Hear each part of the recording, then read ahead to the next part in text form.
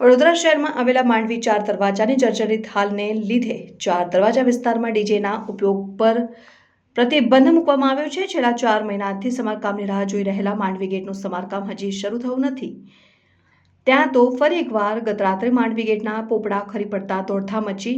વડોદરાની ખ્યાતિ સમાન માંડવી 4 દરવાજાના ઐતિહાસિક સ્મારકોની જાળવણીમાં પાલિકા તંત્ર નિષ્ફળ નીવડ્યું છે। એક સમયે ચૂડા અને પથ્થરથી શિલ્પીઓ દ્વારા તૈયાર થયેલી ઐતિહાસિક ઇમારતો સેંકડો વર્ષ પછી પણ અડીખમ છે, જ્યારે આજની સ્માર્ટ સિટીમાં બનતી ઇમારતો 5 વર્ષમાં જ ખખડધજ થઈ જાય છે। પાલિકા તંત્રએ ફક્ત જૂની ઐતિહાસિક ઇમારતોની જાળવણીને મરામત કરવાની છે, તેમાં પણ તંત્ર યોગ્ય ધ્યાન આપતું નથી ને 4 મહિના પહેલા માંડવી દરવાજા પર અચાનક એક તરફના પિલર પર તિરાડો દેખાતા વડોદરાના મહારાણી રાધિકા રાજે ગાયકવાડ દોડી આવ્યા હતા, જે બાદ ઇમારતનું સમારકામ શરૂ કરવાને બદલે ટેકા મૂકીને કામચલાઉ આયોજનો કરવામાં આવ્યા હતા। વિઠ્ઠલલાલજી મંદિરના પૂજારી હરિઓમ વ્યાસે જ્યાં સુધી માંડવીનું સમારકામ પૂર્ણ નહીં થાય ત્યાં સુધી પગરખાં નહીં પહેરવાની બાધા લીધી હતી, જે બાધાને પણ 4 મહિના થઈ ગયા છતાંય તંત્ર જાગતું નથી।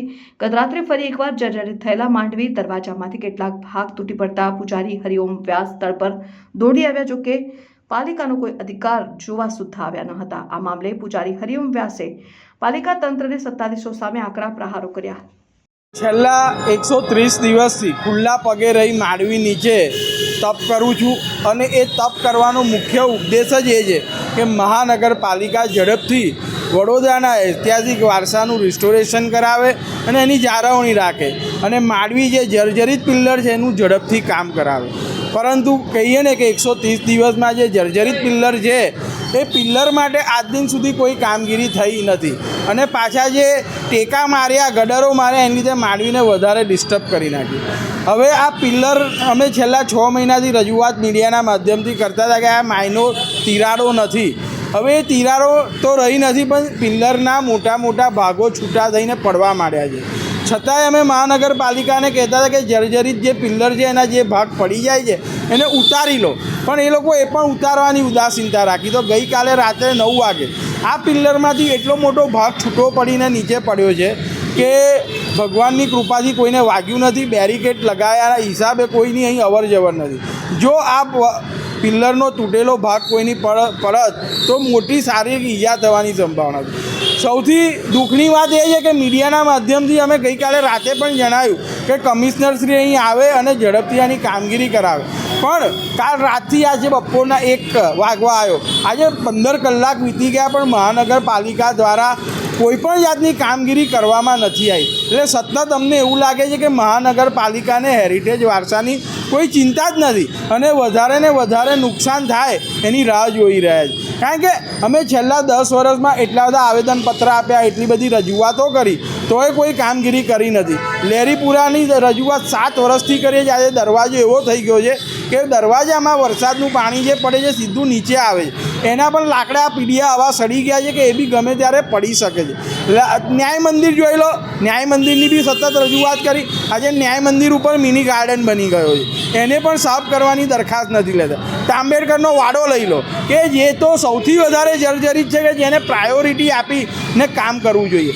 તો મહાનગરપાલિકાના કમિશનર આજે 120 દિવસ પહેલાં માંડવી નીચે આવીને કહી ગયા હતા કે અમે ઝડપથી કામ કરાવીશું। તો આ ઝડપથી કામ ક્યારે કયા તમે ઝડપ કોને કહો છો? 120 દિવસ વીતી ગયા કે આટલો તો સમય લીધો, હજી સુધી કોઈ કામગીરી નહીં। સતત મીડિયામાં કહે છે ટેન્ડરિંગ પ્રોસેસ ચાલે છે, ઇજારો આપવાનો છે, સુમેશ મોદીને કામ સોંપાઈ ગયું છે, 10 કરોડ રૂપિયા ફળવાઈ ગયા। જો પૈસા ફળવાઈ ગયા તો એની કામગીરી કરાવો। ન્યાય મંદિર માટે પણ તમે 37 કરોડ ફાળવ્યા 2 વર્ષથી, કઈ કામગીરી ચાલે છે? કોઈ કામગીરી નથી ચાલતી। એટલે હું તો કહું છું કે મહાનગરપાલિકા સતત રાજવી પરિવારનું અપમાન કરી રહી છે કે રાજવી પરિવારે પણ કીધું કે ઝડપથી કામ કરાવો, પુરાતત્વની ટીમે પણ કીધું કે ઝડપથી કામ કરાવો, એની પણ અવગણના કરી રહી છે। જાગૃત પ્રિન્ટ મીડિયા અને ઇલેક્ટ્રિક મીડિયાનું પણ અપમાન કરી રહી છે કે જે પોતાના માધ્યમથી લોકોનો અવાજ એમના સુધી પહોંચાડે છે કે કામ કરાવો, પણ એ પણ એમાં એમની ઉદાસીનતા છે। પછી કહીએ તો આપણા યશસ્વી વડાપ્રધાન નરેન્દ્રભાઈ મોદીનું અપમાન કરી રહ્યા છે। જે વડાપ્રધાન શ્રી કહે છે કે તમે ઐતિહાસિક વારસાને સાચવીને વિકાસ કરો। વડોદરામાં વિકાસની તો વાત અમે નથી કરતા, પણ ઐતિહાસિક વારસાને પણ સાચવવામાં આવતો નથી। તો મહાનગરપાલિકાના કમિશનરને કહીશું કે આ તમારી ઉદાસીનતા, આટલા બધા લોકોની અવગણના અને જે રીતે પિલ્લર જર્જરિત થઈને પડી રહ્યો છે અને કોઈ મોટો અકસ્માત સર્જાશે તો શું તમે એની સંપૂર્ણ જવાબદારી લેવા તૈયાર છો? જેવી રીતે ગંભીરા બ્રિજ માટે સતત સ્થાનિક લોકો રજૂઆત કરતા હતા ને તમે એની અવગણના કરી એના ભોગ 22 નિર્દોષ લોકો બન્યા. તો આ મંદિર આ જે માંડવી છે ટાવર એ ધર્મ અને ધરોહર સાથે જોડાયેલું છે. અહીં મેલડી માતાનું સ્થાન આવેલું છે. જે પિલ્લર જર્જરિત છે ત્યાં રાજા વિક્રમાદિત્યએ પોતાના અંતિમ શ્વાસ લીધેલા અને આ પિલ્લર નીચે જ સ્વામિનારાયણ ભગવાનના સંપ્રદાયની પણ વાતો જોડાયેલી. તો માંડવી એ એક ધર્મ અને ધરોહર સાથે જોડાયેલી ઐતિહાસિક ઇમારત છે. માંડવી એ વડોદરાનું બ્રહ્મસ્થાનમાં આવેલું ટાવર છે અને આપણા વાસ્તુશાસ્ત્ર પ્રમાણે બ્રહ્મસ્થાનનું ખૂબ મહત્ત્વ હોય છે. એનું એક પિલ્લર જર્જરિત છે એ બહુ ખરાબ વાત કહેવાય વડોદરા શહેર માટે. અને જે રીતે આપણે આપણા ઘરમાં ઘડિયાળ બંધ નથી રાખતા તો માંડવી ટાવરની 2 ઘડિયાળો છેલ્લા 1.5 વર્ષથી બંધ પડી છે. તો એ ઘડિયાળો પણ ચાલુ હોવી જોઈએ. જો ઘડિયાળ બંધ હશે તો શહેરનો વિકાસ પણ અટકી જશે. તો મહાનગરપાલિકાએ આ બધી બાબતોની ગંભીરતા રાખી અને ઝડપથી કામગીરી કરાવવી જોઈએ. વારંવાર મીડિયામાં નિવેદન આપવા છતાં પણ તમે મોડું કરી રહ્યા છો. હવે વડોદરાની પ્રજા સમજી ગઈ છે કે તમને કામ કરવાની ઈચ્છા શક્તિ નથી.